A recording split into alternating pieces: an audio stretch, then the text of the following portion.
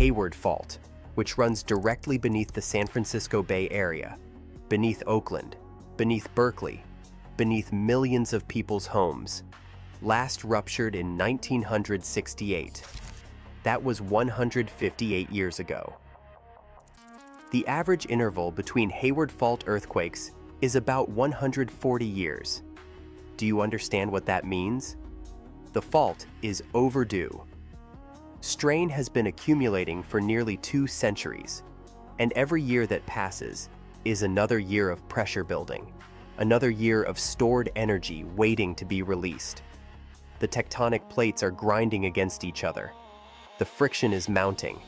The rupture is coming. When it finally breaks, it won't be a gentle reminder that we should update our earthquake preparedness plan. It will be a violent, chaotic release of energy that will collapse buildings, liquefy soil, rupture water mains, trigger fires across the Bay Area simultaneously, and cut off emergency response access to the people who need it most. And the hetchy pipes running directly under that fault will feel that rupture with absolute force. They will experience ground accelerations of 50%, 60%, maybe 70% of gravity. They will experience lateral spreading, the ground literally sliding sideways beneath them.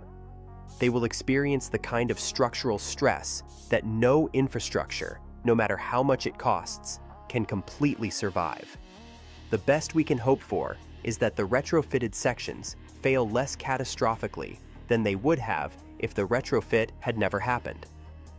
But less catastrophically still means people without water, still means hospitals unable to operate, still means fires that burn out of control because there's no water pressure to fight them, still means a region of 8 million people facing a cascading infrastructure collapse. Here's the political reality nobody wants to admit. Building earthquake-resistant infrastructure is astronomically expensive. The hetchy retrofit was $4.7 billion.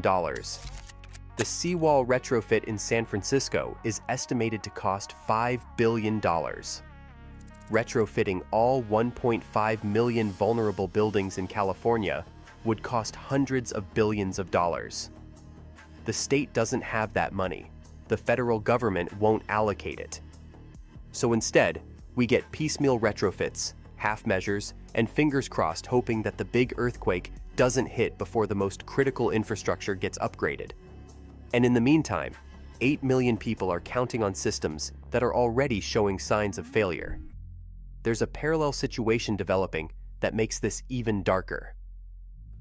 The Cascada Subduction Zone, a massive fault system running from Northern California all the way up to Vancouver Island in Canada, is capable of generating a magnitude 9.0 earthquake. We're talking about one of the most powerful earthquakes the planet can produce. The last time Cascadia ruptured, on January 26, 1700, it was so powerful that it generated a tsunami that crossed the entire Pacific Ocean in 10 hours and was documented in detailed historical records in Japan. Scientists have analyzed those records, they've modeled the rupture, and they've confirmed Cascadia produced a magnitude 9.0 earthquake. And it will do it again. Scientists estimate there's about a 37% probability of another Cascadia megathrust earthquake in the next 50 years. If it happens, the earthquake itself wouldn't affect California directly since the rupture is offshore in the Pacific. But the tsunami it generates would hit the California coast with waves up to 30 feet high, traveling at the speed of jet airplanes. And if it coincides with high tide, storm surge, or climate change-driven sea level rise, coastal communities throughout California would be devastated.